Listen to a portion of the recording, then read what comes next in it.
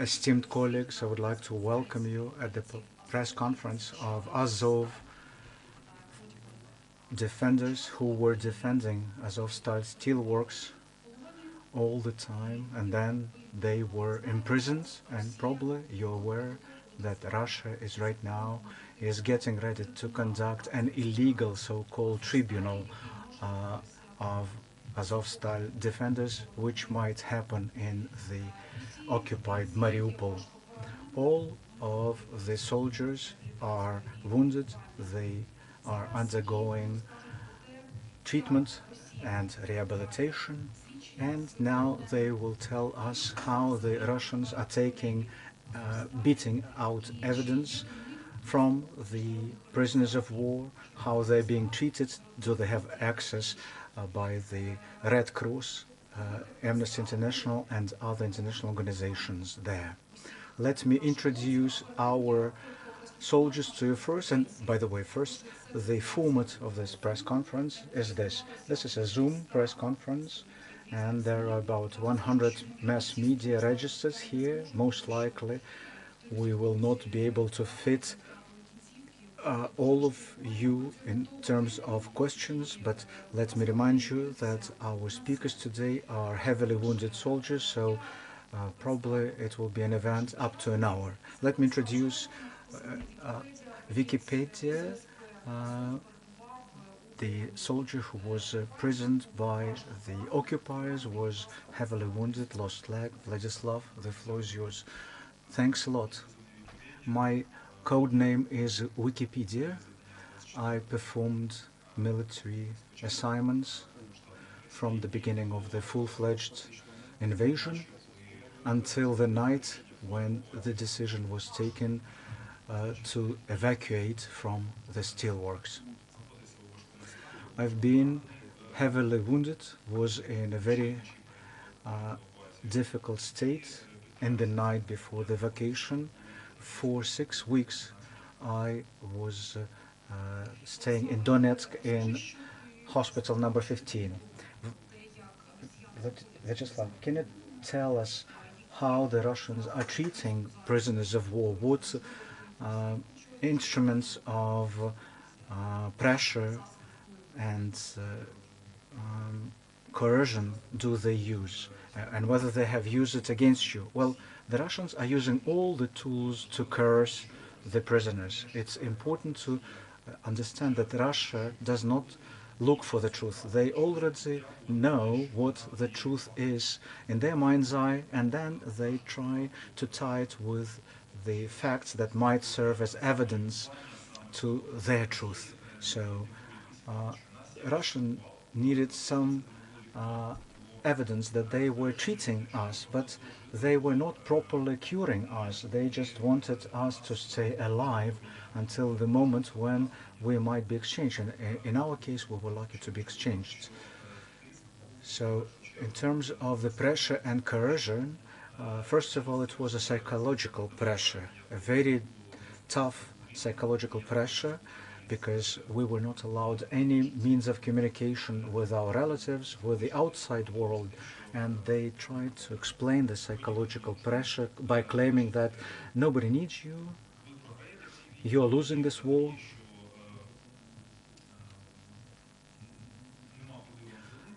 You have nobody to call to, and you don't need to call anyone. But that's already a violation of international conventions. Just imagine that when heavily wounded are staying in the hospital, but from day one they start psychological pressure, interrogations.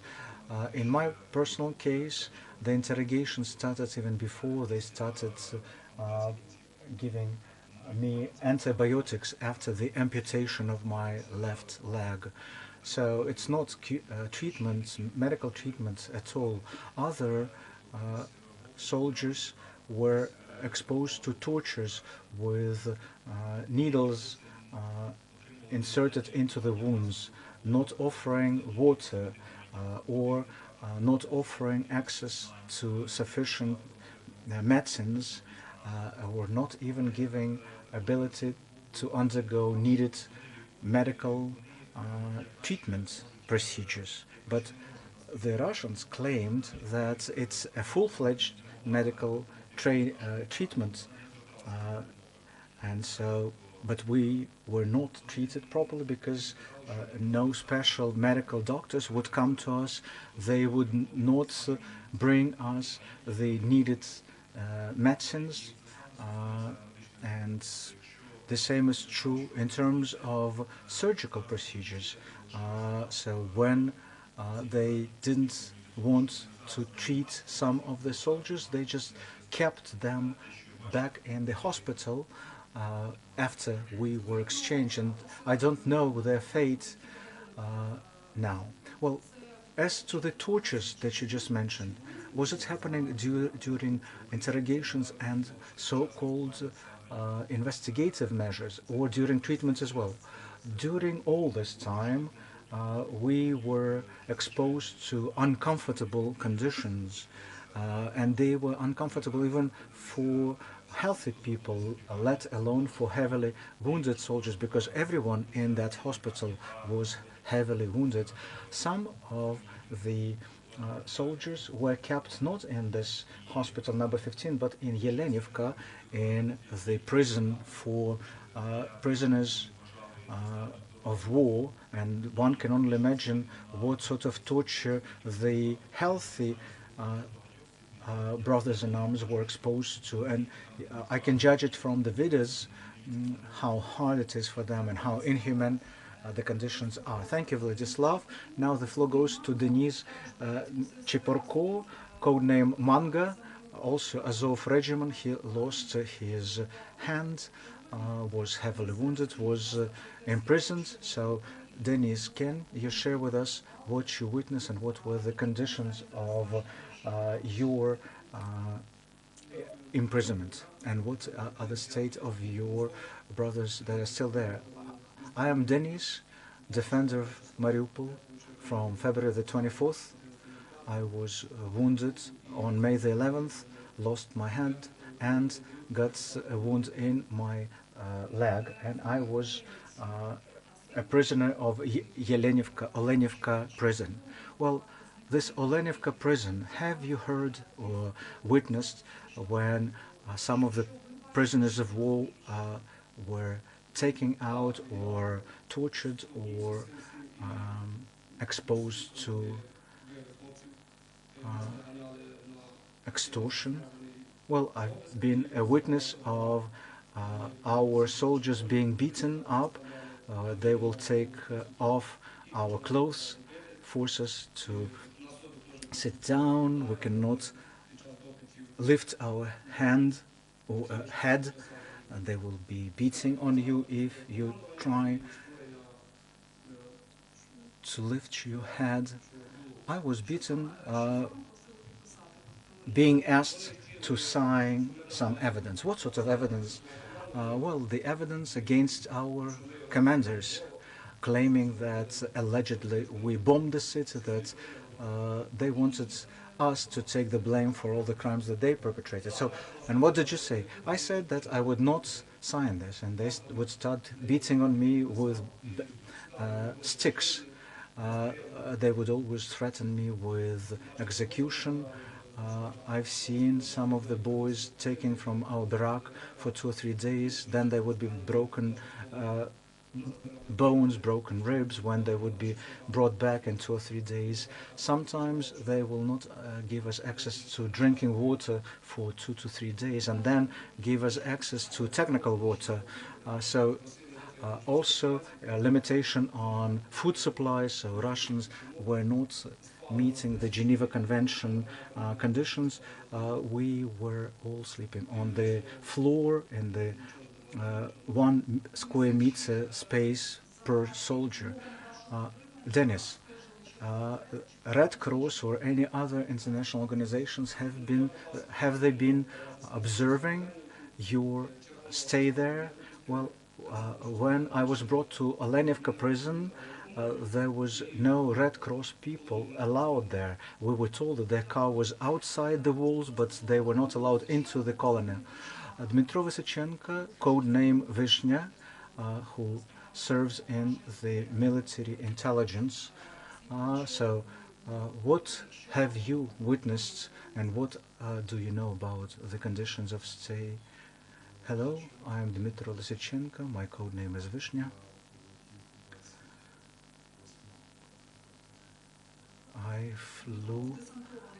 Well, Dmitro was dropped from a helicopter on the 28th of March. So he was one of those volunteers to be flown into the already encircled city. At that time, Mariupol city has been heavily ruined. You could not recognize the city. So Dmitro agreed to fly in on the helicopter, risking being dropped down by the Russian air defense. So how long did you stay in Mariupol? Until the end? Until we moved to Azovstal?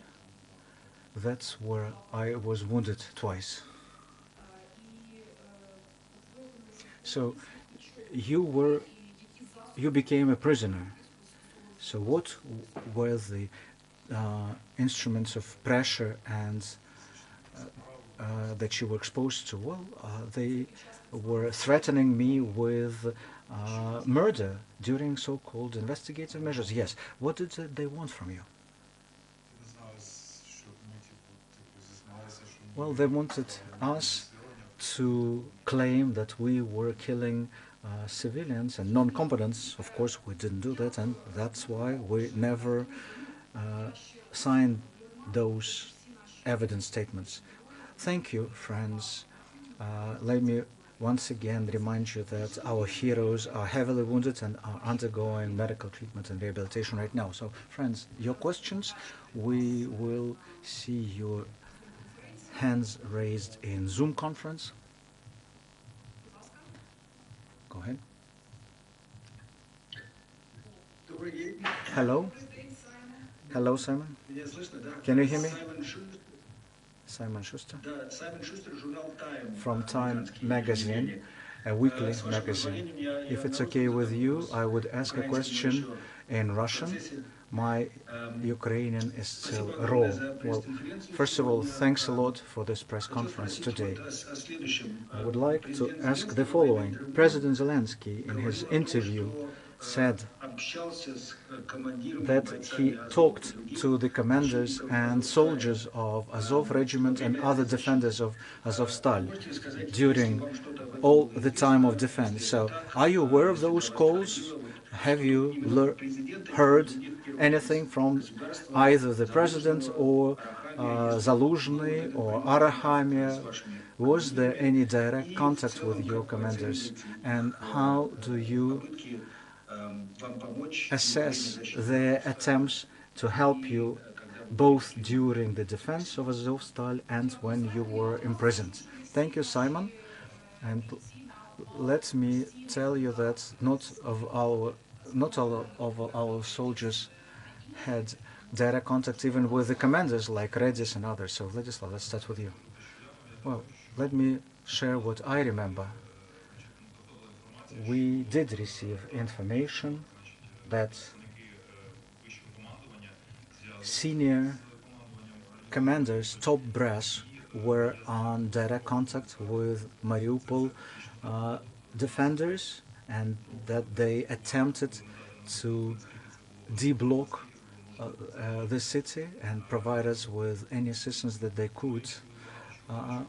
We heard a lot. We heard about the attempts of special operations forces of Ukraine to bring some medicines and ammunition to us, which was extremely important for us to recognize that we are not alone. But unfortunately, this assistance proved not to be enough.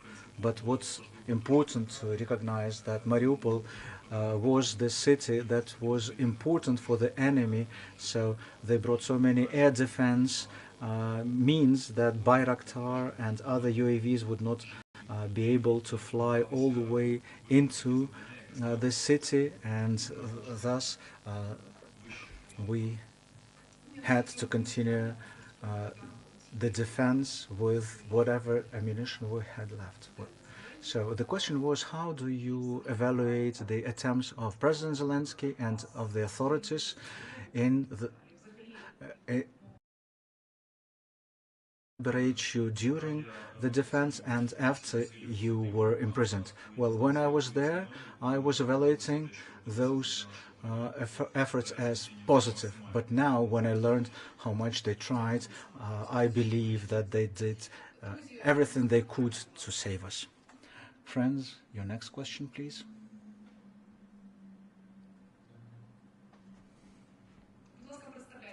But please introduce yourself. We can see you. Irina Prudkova, Mariupol. Well, first of all, I would like to thank the defenders of Mariupol. And my question is, what personal assistance do you need or your families? Denis, could you respond to that? That's the question to all of the participants. For the time being, it's the Azov regiment that provides us with the assistance, so you can ask them. Well, Azov regiment has so-called medical support and rehabilitation service, which provides assistance not only to the soldiers but to the next of kin, direct family members. So Olena Tolkacheva in Facebook and Telegram, or Angels of Azov, she is dealing with this professionally for 8 years to both soldiers and their families.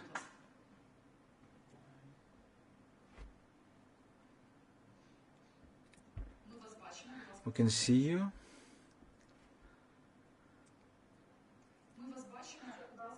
Please introduce. Yeah, hello. My name is Vladislav Masyuk.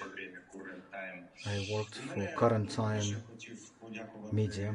First of all, I would like to thank the guys present here, and that's coming from me as a Ukrainian. But as a producer of the media, my question might sound weird to you. It's not about you staying there, but about the attempt to kill Daria Dugina, the daughter of the Russian propagandist Dugin. The Russian FSB stated that the perpetrators of this attempt is a serviceman from Azov Regiment, namely Natalia Pavlovna Shaban.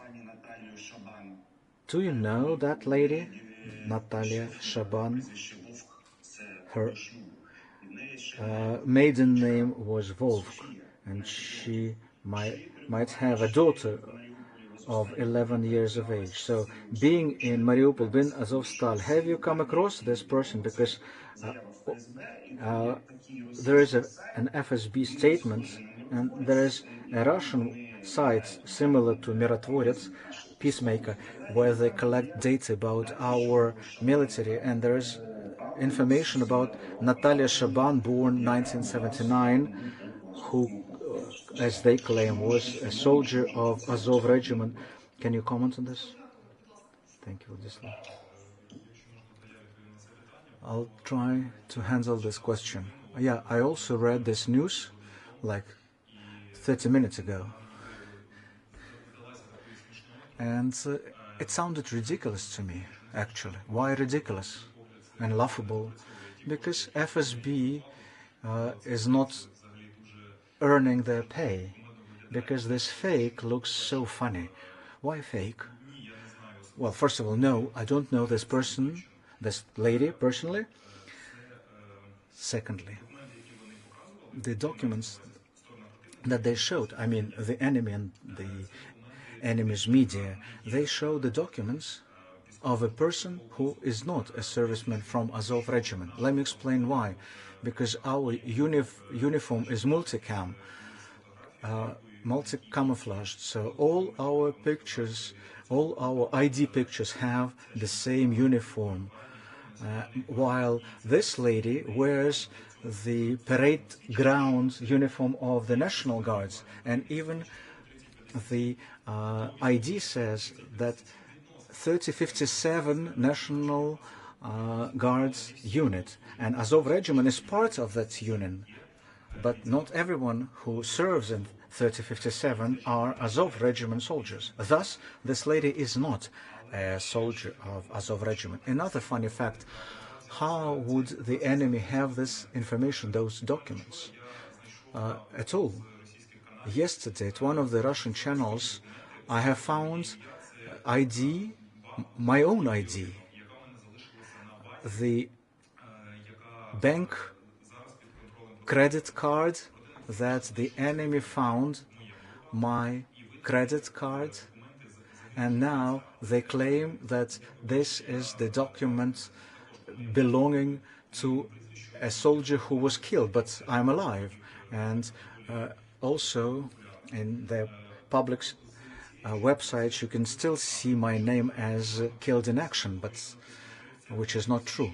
Back to this lady, you can see that it's written there that her ID was changed when she got married. So what was shown was an old ID that was probably found in the archives of military unit 3057, and the enemy might have found it, and now they claim very similar to business card of Yarash. So it's a fake, and all the facts that they claim are true are actually bogus. Most likely the commanders of Azov Regiment will make a separate statement on this. But guys, are you even aware of a colonel lady in Azov Regiment? No, no. Are there a lot of ladies serving Azov regiment, especially like they claim who is the sharpshooter? I personally don't know a single female soldier of Azov regiment who would be directly involved in combat. Neither sharpshooter nor the heavy machine gunner. Yeah, in our regiment we do have female soldiers, but working as in the administration of our regiment and the headquarters. On the front lines, there were only male soldiers with proper military professional skills. So whoever claims you that there are female soldiers who were fighting with small arms, that's a fake. Well, thank you for this response. There are no female soldiers of Azov regiment who would be directly fighting with small arms. Next question, please. We can see you, please. Introduce yourself.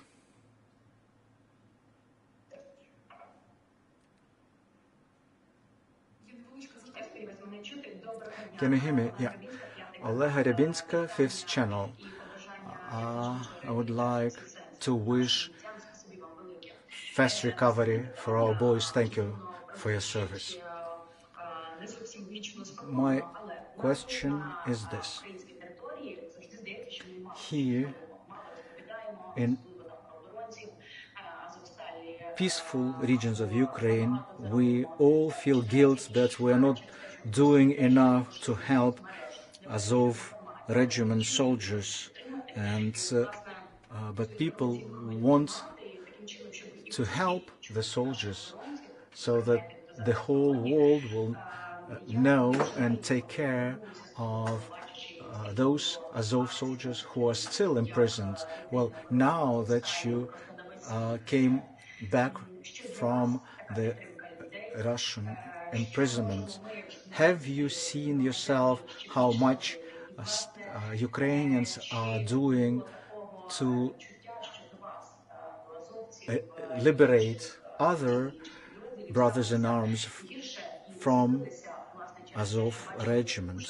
So can you feel the support of Ukraine to your regiment, and please advise us what can we do more so that the whole world will not forget about you and the war in Ukraine?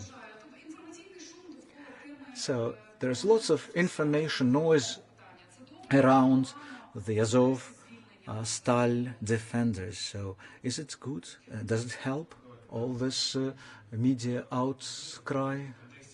Well,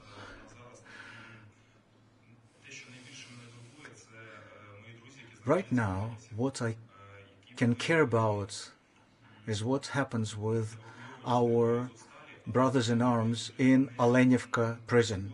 They were evacuated from Azovstal, but the enemy doesn't meet their word, which is what we expect from our enemy, because the Russians always fail to walk the talk, and that's what they do for hundreds of years now. But that doesn't make the life easier for me, because my personal friends are still in Olenivka. Lots of my personal friends were killed during the terrorist act in Olenivka. We hear so much information from the Russians, but that's all fake information. And this example from today of this so-called colonel lady who is supposed to be involved in the attempt on Dugina's daughter, then lots of fakes about HIMARS, rocket systems, but we want the world to know that Russia does not follow on its previously reached agreements. Russia violates the norms of the international conventions, and that's what concerns us, because it makes me afraid for the fate of the soldiers who are still imprisoned by the Russians. Well, what the journalists try to say is that all the information about you, did it help you or not when you were imprisoned? Well, we heard nothing there. All the Russians told us is that nobody needs you, they forgot about you, your commanders, your politicians, they forgot about you, we are not you are not needed to them. But now I can feel myself that that's not true, and of course all this information outro is important and is needed. Dmitro, Denis, have you heard all this information in the Ukrainian media? No, I heard nothing. We were like in a vacuum. We only heard their side and what the enemy was telling us. Your country doesn't need you, your president doesn't need you, your commanders don't need you. When you come back, they will kill you.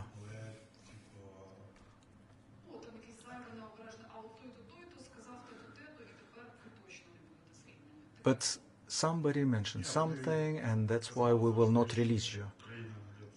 No, they just told us that it's Ukraine that is not meeting the previously reached agreements, that you are not needed. It's the Ukrainian side that doesn't want to exchange you. That's they always were trying to find the reason to not make the prisoner swap, and they were always blaming others.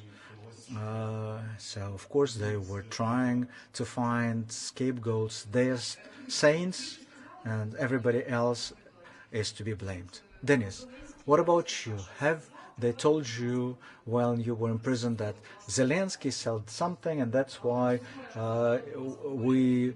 you will have to repay for this, or that the Ukrainian mass media says something and that you will suffer for that? No, they haven't shared any information.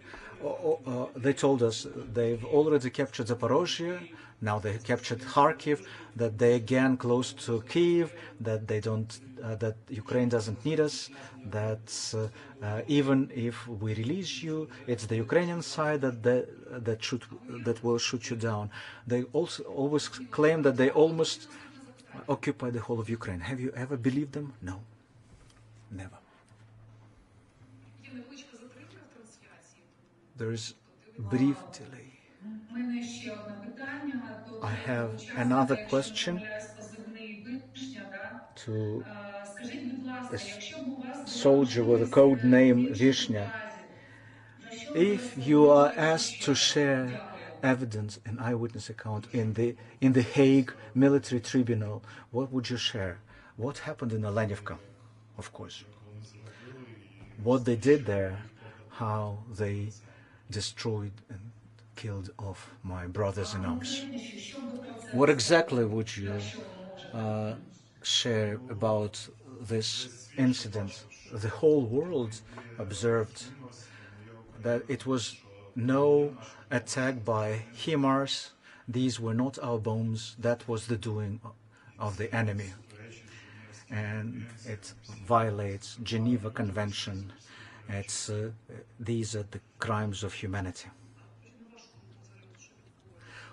What's your version of the events?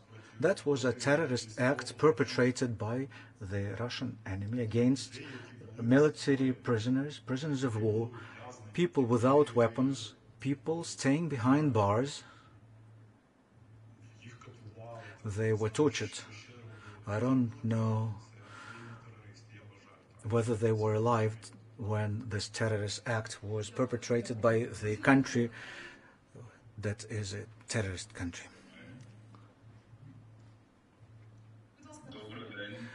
Good afternoon. Dmitro Sitnenko, TSN. Well, first of all, great thanks from all of us. And my question is this: what's wrong with the Russians? Why do they bother?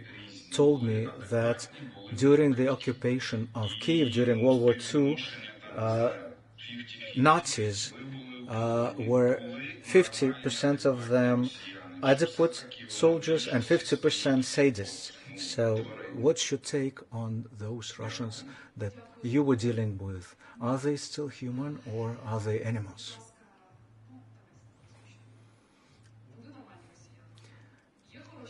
Are there any good Russians?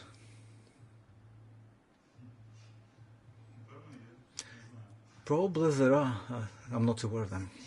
But have you come across those that treated you better than others? Or they're filled with hatred? Yeah, but you never know whether they are bluffing or whether they're sincere. We will never trust them ever again. Dennis, have you come across good or bad, or how could you evaluate the treatment of Ukrainians? No, there are no good Russians. They would. When I was interrogated by FSB officers, the first interrogation was calm. They were interviewing me. They even gave me 2 cigarettes to smoke. But then they started threatening me when they learned that I was serving in the tank unit. Well, they started moral tortures. Vladislav, my take on this is this. Well, let me respond by asking a question from you. Why would you assume that I could come across good Russians? How could they possibly be guarding me there or good Russians will not get there, but I can tell you where can you find normal, adequate Russians. They are citizens of the Russian Federation. They are civilized, educated people who, even before the full-fledged invasion, left the Russian Federation, and all of them are helping us with, yeah, that's a humanitarian assistance mostly, but they have made their choice, not because they love Ukraine, but because they want to be on the side of civilization and humanity. So they are not like the predominant majority of the Russians, which is let's keep supporting Russian troops because they are troops. But normal, adequate Russians, yeah, they are abroad from Russia, and I don't even treat normal or adequate those Russians who are still staying at the territory of the Russian Federation and keeping mum, being silent. Yeah, I know that they're afraid, but because of their fear, they help the aggressor country, the country that is clearly a terrorist country. Your next question, please. Good afternoon, Rostislav Verchuk, on behalf of the Spanish publication EFE. What was the morale of your brothers in arms that you could communicate with during imprisonment, even despite all the tortures and inhumane treatment? Have they trained you to withstand such interrogations, and did it work, this training? Vladislav, let's start with you this time. Well, I'll start answering from the end, whether we were exposed to any sort of training in Azov Regiment and whether it worked for us. Well, we were blamed during the interrogations, namely, oh, you are from Azov Regiment, which means that you pray to wooden pagan gods. Yeah, we have some boys like that on our regiment, but not all of us, of course. Also, they would keep asking us about our political beliefs. But what helped us tremendously was that we are all well aware what we are facing. We are professional soldiers. We know what to expect. It was not the war of our choosing, but now We need to do what needs to be done. Uh, we, they attacked us, and we need to defend us. That's all. Well, as a tank soldier, have you been trained to withstand interrogations? No, no such training. Only military training that was offered to us, but we're unbreakable because we're Ukrainians. We've been praying and believing until the very last, and we still believe that all the imprisoned Azov regiment soldiers will be liberated. Dmitro, what about you? Have you been ready, a person who has been dropped from the helicopter into the already encircled Mariupol? Of course I was ready for it. I love my motherland. I love Ukraine. All of us love it. We would gladly give our lives for our country and for our people. I would like to clarify the statements, well, the response to whether they're ready to give their eyewitness accounts in The Hague or at any other international war crime tribunal. Of course, they are ready for this, both in terms of how the prisoners were treated as well as what the Russian troops perpetrated in the city of Mariupol from February the 24th until late May, while they still stayed there. All their statements have been documented already and will be used in any legal proceedings. But Azov regiment soldiers, they are not complaining. Of course, they've been properly vetted and selected even before becoming a soldier of Azov regiment. So all of their statements have been documented because all of them were exposed to tortures and inhumane treatment. Please introduce yourself.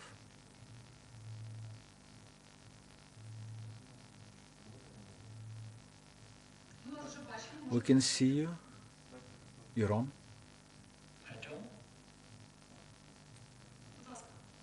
Go ahead.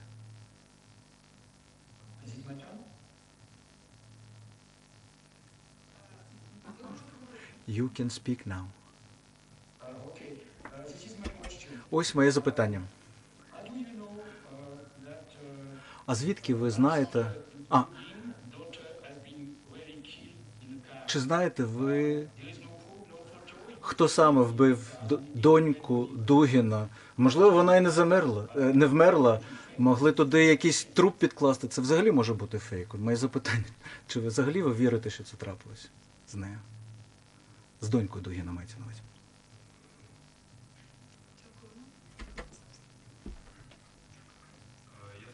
Well, let me respond like this. I can believe now that Russians are faking everything. And you're right, it might very well be that she's still alive, or she might have been killed by some guerrilla freedom fighters inside Russia.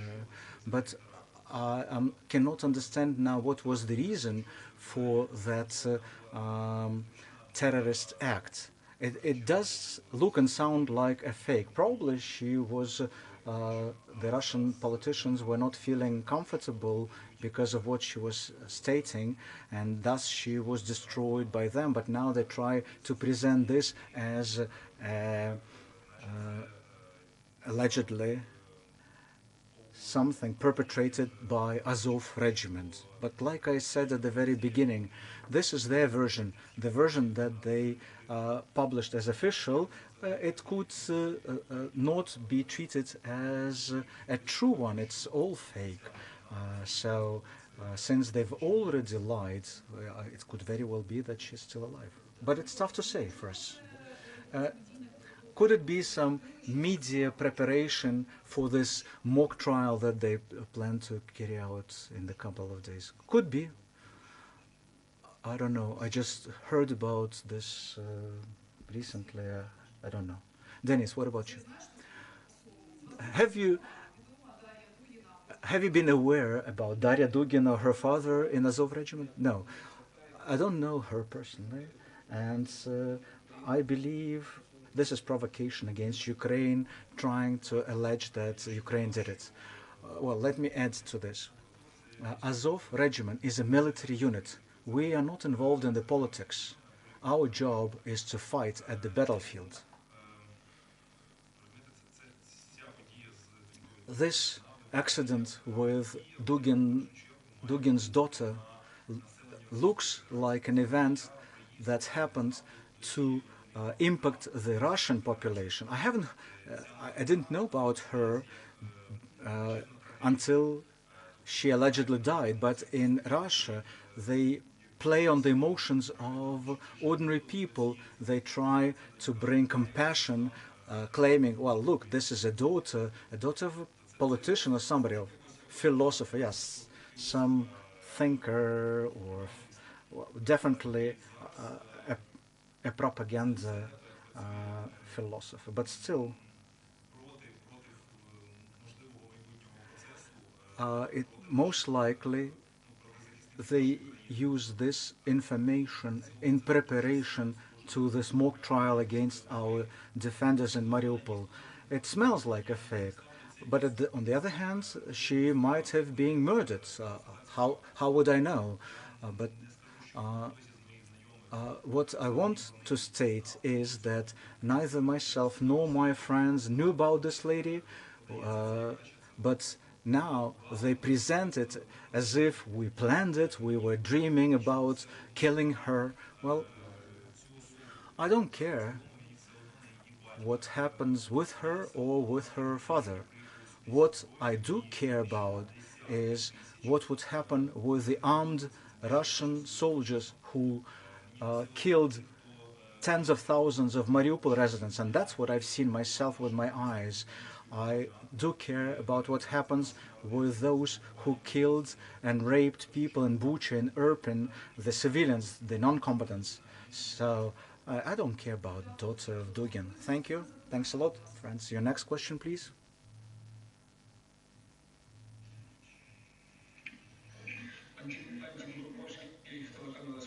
Antin Borkovsky, Espresso Channel. What were the goals of the enemy to kill the imprisoned soldiers in Alenivka? And also, follow-up question, do you believe that this murder of Dugin's daughter, is it the information the way to prepare the audience for this so-called trial in Mariupol, which might happen in a couple of days' time in Mariupol? Dmitro, let's start with you. Olenivka, why did they do this? I believe they wanted to hide the signs of tortures. So they just tortured to death a number of soldiers and then they had to destroy their corpses. What about Dugina's daughter? Will this be used to carry out this illegitimate mock trial that the enemy wants to carry out in Mariupol? I don't know. First of all, I have no clue what this lady, who she is, and I would like to echo with my friend Wikipedia. I don't care about her. What I care are the lives of thousands of residents of Mariupol who were killed by the Russian uh, soldiers. So, Denis, the same two questions to you. The tragedy is Alenivka was definitely the attempt to hide the signs of the beatings, of the tortures, so that nobody would know this, and blame Ukraine, claiming that we that Ukraine destroyed this one barrack with HIMARS. I believe they are just trying to hide the signs of their crimes. As to Dugina's daughter, again, I don't know who she is, and I don't know what they would use it for. Well, let me try and respond at length to your question. I'm convinced that even if they try to carry out so-called tribunal and they want to present it as a real-life tribunal, of course they will be using anything and everything. And back to what I said, Russia doesn't look for truth. Russia doesn't need to get any additional evidence because Russia, all it wants to present is the narrative that it has prepared long before it all happened. Look at what happens in the Russian courts of law. Their courts acquit less than 2% of uh, those who are charged. And I'm talking not about war crime courts, I'm talking about ordinary civilian courts. So for Russia as the country, court hearing is always a show to blame a person and to prove that the person is guilty. Court trials are not about trying to find the truth. It's about presenting whatever evidence, including fakes that Russians have accumulated. And the goal for Russia is to blame our soldiers as a guilty party. That's why they will be coming up with some witness accounts, with some international observers. But who would be those witnesses? These would be unknown people who would be recorded, and Russia will claim that they were eyewitnesses. Also, there will be citizens of other countries um, who would be observing all that. So, thus, Russia would claim that this is an international trial. Uh, North Korea, Syria, Belarus, doesn't matter where they would come from. But on the other hand, they will claim that this is an international trial. Also, they will be using, well, any other facts like this alleged killing of Dugina's daughter. And it's not surprising that they already mentioned Azov Regiment.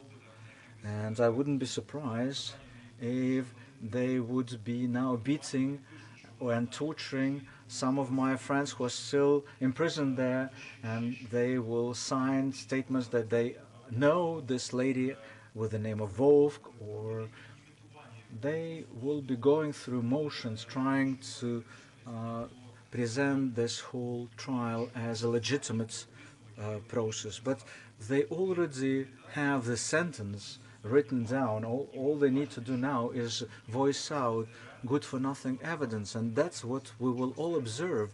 They would never have direct evidence. They would always use something that could not be double checked, but Russians will be treating it as a fact. So Russia will be using all available means to present the Ukrainian defenders as criminals.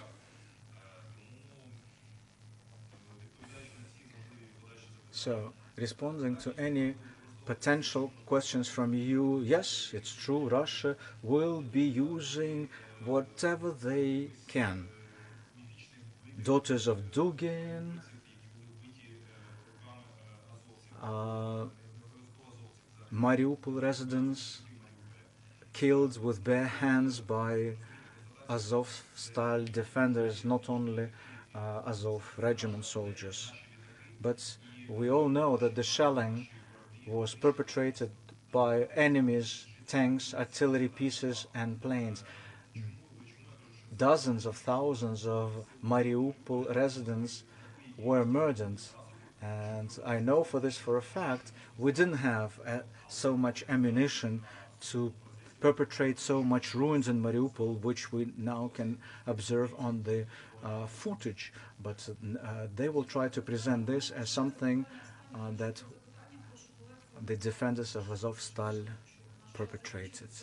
We are running out of time. Some of our soldiers will need to take additional painkillers. So, time for the last couple of questions.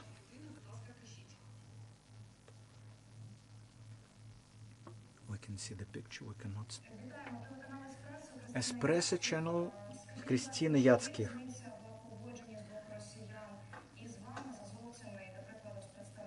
Did Russians treat Azov regiment soldiers differently from other defenders of Azovstal? And the second question, human rights international organizations, have you contacted you to collect evidence as to how Russians are violating Geneva Convention of treating prisoners of war? Dmitro, let's start with you now. Have the international human rights organizations contact you?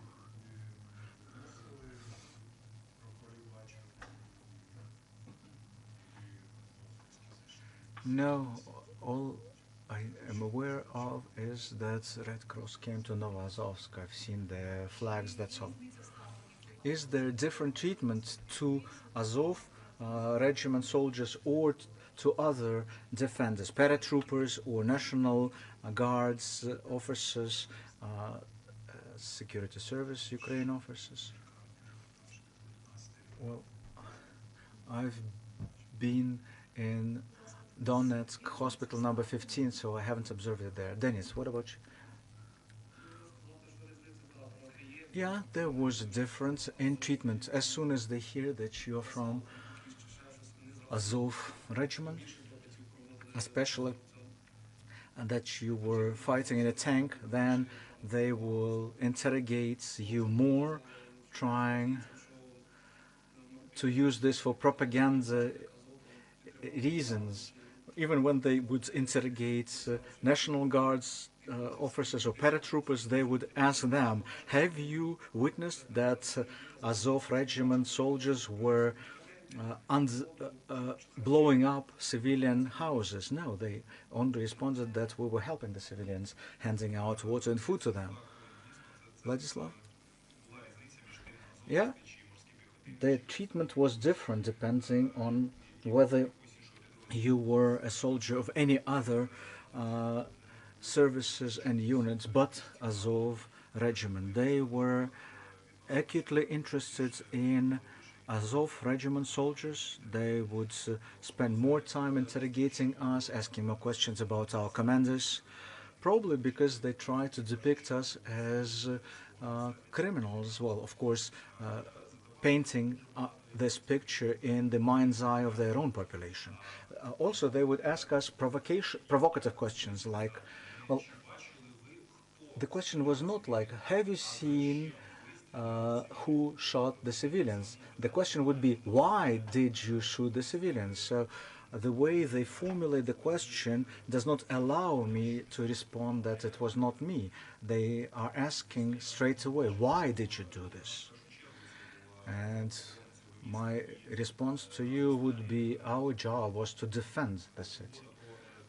And even when we were encircled at Azovstal steelworks, we were still taking care of the civilians who were staying there. And let me reiterate once again, it was tough for me to lose some of my brothers in arms, but what's even worse, the deaths of dozens and hundreds of thousands of civilians all across Ukraine, not only in Mariupol, from the hands of the enemy that tries now to blame us on those deaths of the civilians. So I'm 100% confident that they would be trying to make the same allegations at this mock trial. Well, all those evidence and statements, have they been documented by the international human rights organizations like Red Cross or Amnesty International? No. Not a single international organization interviewed me. The only authority that collected information about the conditions of treatment of the prisoners of war. That was the Security Service of Ukraine, SBU. They were the ones who were gathering such evidence from us. And I would like to echo what my brothers in arms said. I haven't seen a single Red Cross or uh, Amnesty International people in Olenivka or in the places where we were imprisoned. But they might have come there in the first couple of days when I was still unconscious. But no, we are in information vacuum now. We are of no interest to them for some reason. When we were evacuated on the 17th, Red Cross people would stop into our bus, hand out leaflets, and they would ask us, whom do you want us to learn that you are still alive? Military command or relatives. So what did they ask you? They asked us, what's your name, date of birth, and who do you want to be informed, relatives or the government of Ukraine? So they only documented the fact that you were imprisoned, but no further exposure to international organizations. No, none. Like I learned later when I was back to Ukraine, I was told that Red Cross monitors our stay as prisoners of war, but uh, no international observers have access to the place I was kept in. So how could they possibly claim what were the conditions of our treatment there if there is no access to Olenivka or to the hospital where I stayed as the prisoner of war? One of the important reasons why I care so much for my friends is only because nobody knows what's happening to them. Only the enemies would know. Even if they are exposed to torture as we speak, Red Cross, Amnesty International, nobody has access there right now. Thus, they cannot claim whether the conditions of stay there are normal or subhuman. As is that. Colleagues, next question. Good afternoon. Can you hear me? Yes, loud and clear. Artem Bonder, Wall Street Journal. Guys, thank you for your service. Thank you for your sacrifice for the sake of Ukraine. Unfortunately, what happened in Azovstal is no longer the priority, and that's why some of the journalists ask you about Dugin's daughter. But let me ask you two questions. Firstly, while you were fighting in the streets of Mariupol, have you seen with your own eyes that the Russian troops were terrorizing the civilians, shelling them, shooting at the cars, robbing the apartments? And my second question would be, while being imprisoned, either in prison or in prison hospital,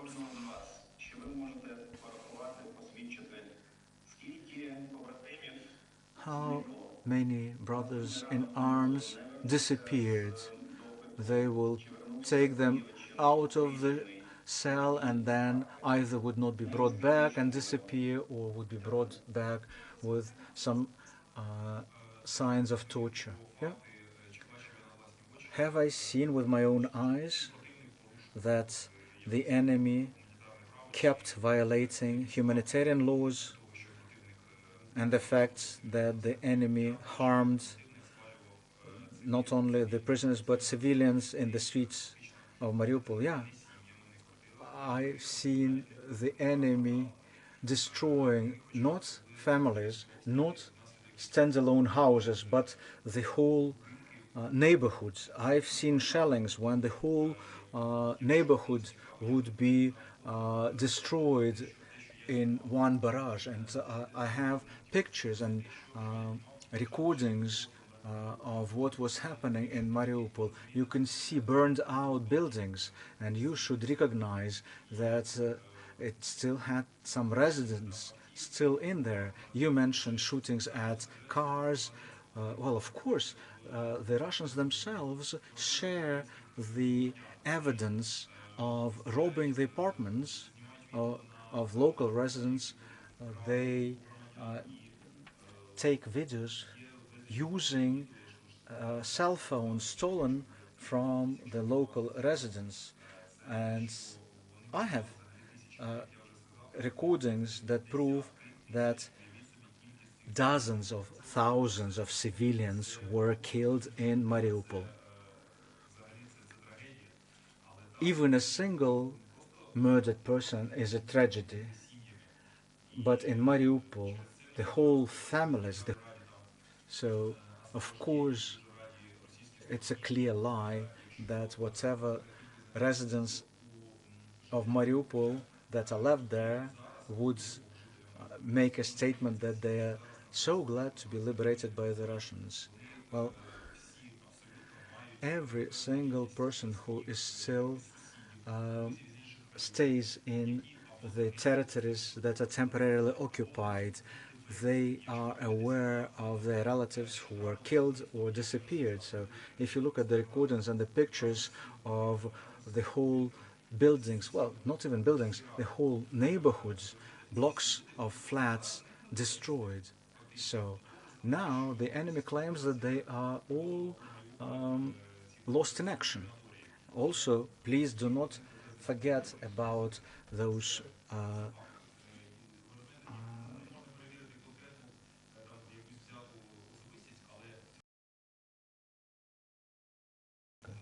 so basically, if the Russians claim that some Mariupol residents disappeared, that is definitely that they were killed, murdered, and then destroyed in the crematoria. Well, yes, I was an eyewitness of their tanks shooting at the residential buildings, and that was happening all the time, shooting at the uh, buildings, residential buildings with civilians living there. I've seen a family trying to cross the street, and the Russians used heavy machine gun, hit, they wounded a child into the leg, and we provided first aid to that child. As to your second question, yes, there were brothers in arms that were taken from our cell, and they would not be brought back. Well, another case, in 2 days' time, one of our soldiers was brought back, but his legs were broken, his ribs were broken, he couldn't possibly swallow uh, food, and he told us that they were beating on him because he refused to sign any mock statements. But I'm not aware of what happened to him afterwards. Dmitry, what would you say about this? As to Mariupol, I've seen hundreds of corpses lying on the streets of Mariupol, and they were civilians. As to the second question,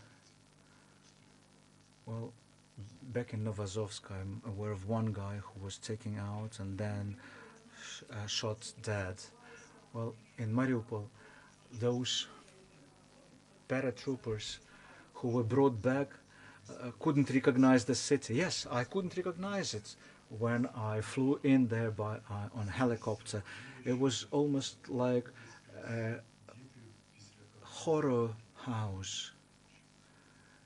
Shell-shocked children. It was a sore sight to my eyes, especially everything to do with children. Would you like to add something? Yes, in respect of Mariupol,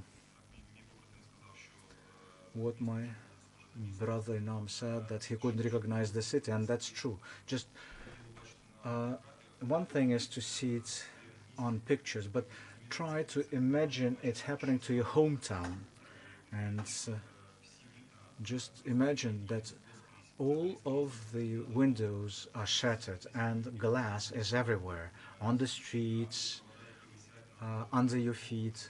All the wires are on the ground because all the lampposts are down. There are chunks of uh, houses taken out, while other buildings were turned into rubble, and you never know whether there's still civilians in the basement because the building uh, is now lies as a rubble on top of it. Some of the residents tried to get evacuated from Mariupol to Zaporizhia, and two of my friends uh, succeeded to leave the city on the third attempt, and the residents could already recognize the sound of shelling. They could even recognize the caliber of the round flying in. And we're talking about the civilians with no military training, but the shelling was so dramatic that they learned this the hard way. And now imagine the columns of people on foot trying to flee the city under shelling that would never stop. So I could not blame people who decided to flee towards Rostov, towards Russian territory. How can I blame people who try to survive? Under constant shelling, the civilians, the non-combatants, in order to survive, could give fake uh, evidence just to survive. As to your second question, uh, at the time I was wounded, and my second serious injury happened in the night before the vacation. And my subordinate was in a safe place, and right after I was wounded, I talked to him over the radio, but only recently I learned that his name was found on the list of killed in action. So I'm very much afraid that he was murdered while being a prisoner of war, because by the at the time when I talked to him, he was in the safe place and there was no shelling because we were ready to get evacuated. As his commander, I can only hope that by accident his name was put on the list of killed in action. But again, after Alenivka, I'm getting myself ready to the worst. Could they create the situation in Alenivka as the way to psychologically pressure the other prisoners of war? Yes, it's not even my guess; it's a fact.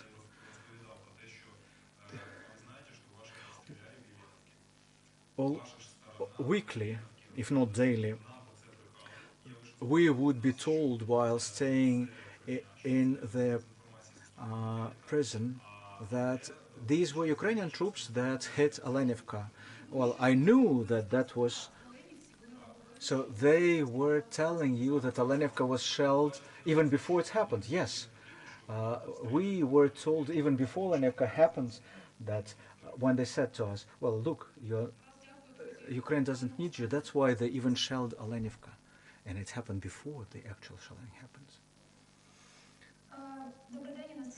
Anastasia Chkalova, Vikna STB. First of all, I would like to thank you for your courage. Thank you for your service. So you've been cut off from information, you were left in vacuum, you were under constant pressure and torture. So what helped you to withstand all this disinformation? What do you believe worked in your favor not to cave in? Thank you for your question. Mitra, let's start with you. Yeah, thank you. Well, we believed in our country. We believed in our armed forces. Being Ukrainians, we always believe in Ukraine. Dennis, what about you? What helped you withstand all that? Knowing Russia, that they always lie, I just never trusted them. I only trust the armed forces of Ukraine, and that we will keep fighting. We'll keep defending our cities. Russians would never be able to capture our cities. So it was the faith in our country and brothers-in-laws. What about you, Vladislav? I couldn't allow myself to trust the enemy because while we had internet over Starlink at Azovstal Steelworks, I was reading what they were writing about us, and I haven't seen a single truthful news. So being imprisoned, being cut off from information, with no ability to double check what they tell us, well, of course, I would treat everything that they would tell me as a blatant lie, and it's then proved to be the case. After I was released, that's what I learned. They were lying to me. As to what helped me, well, I stay calm because I know I did what I could, and I will keep doing what I can uh, to keep fighting for our country. Do what you can. Try to find where you can be helpful. Uh, Commit yourselves, and then you'll sleep tight, and your country would be goal. And our goal is to become victorious. They planned to defeat us in 2 weeks' time, and it's almost 6 months now. Please help to speed up our victory. People often enough ask me uh, how long the war would last. Well, if we keep fighting, the victory will come as soon as possible. Kiev Post, your last question.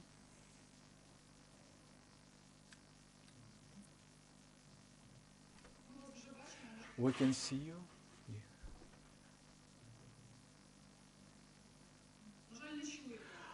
Unfortunately, we cannot hear you. Welcome, glory to Ukraine. Thank you for being indomitable. I'm Roman Revichuk. I'm under international protection now. I would like to ask you, is it true what we heard that where you stayed you had food supplies for more than 6 months? Because while you were fighting the Russians, you can seize the ammunition and weapons, meaning that you can stay there for 6 more months. Why I'm asking you this? Uh, there is information that you were uh, lied to and you were made prisoners of war in exchange of grain supplies. Well, quite an exotic question indeed. If my brothers-in-law would agree, let me try and handle this question. Well, I've been until the last night at Azov steelworks. Well, weapons and ammunition is what we lacked the most. Like people ask us, probably water or food. No, 120 millimeter mines. That's what we missed. Weapons and ammunition. I'll get back to your other question, just for you to understand how bad it was, and so that other military who would hear me will recognize this. In the last couple of months, the mortar unit had 5 mines left of different caliber. Well, any military person will recognize 5 mines you might not even hit one target with 5 of them. So it was not about incurring losses on the enemy, it's just scaring them slightly. Well, as to food and water, there was lots of water in Azovstal, that's true. But there was lots of water in one place and virtually half a liter a day per person in another place. But in order to bring it from the place where you have water, you would have to cross 1 kilometer of under direct shooting and shelling. And we're talking about ruins. There were no buildings to go through. You have to crawl on top of the ruins. I can only remember a couple of hours when Azovstal was not shelled at. That's when the civilians were successfully taken out. All the other time, it was under constant shelling.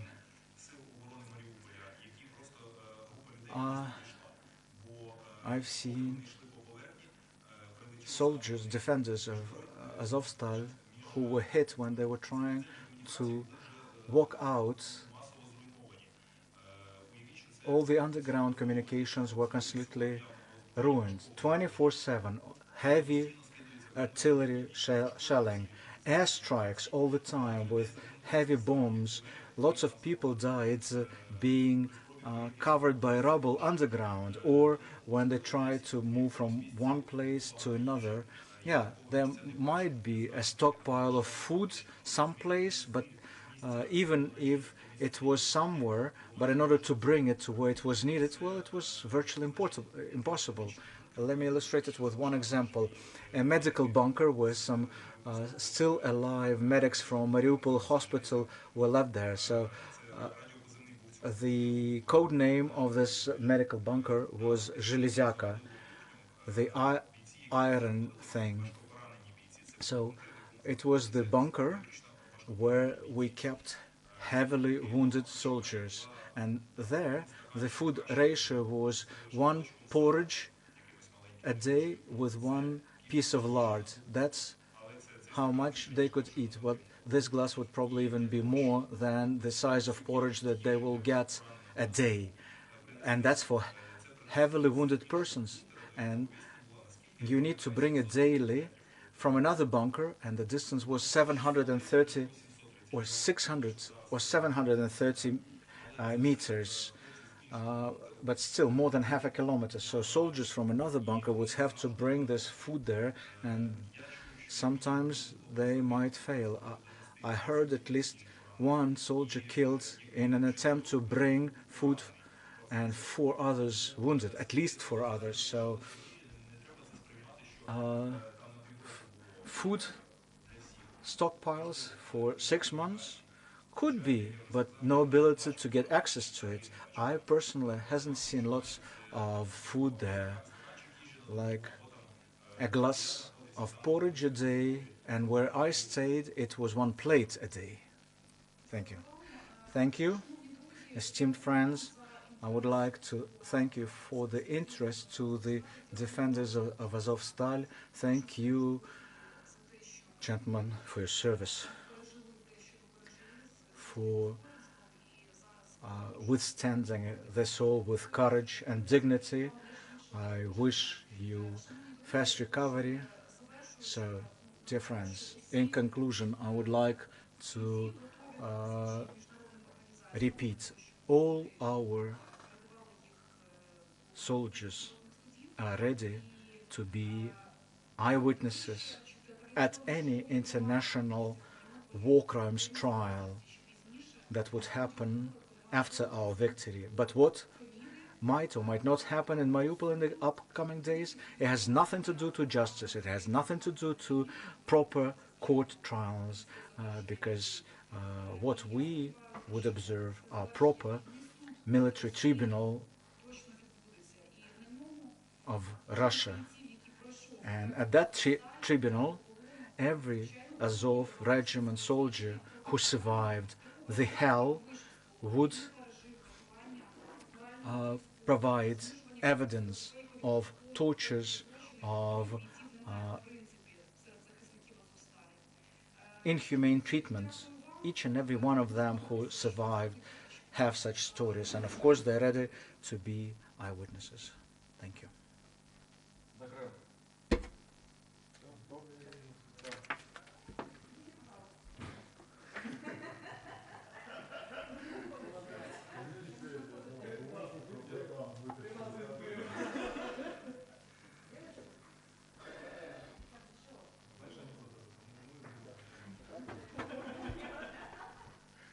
Спасибо вам.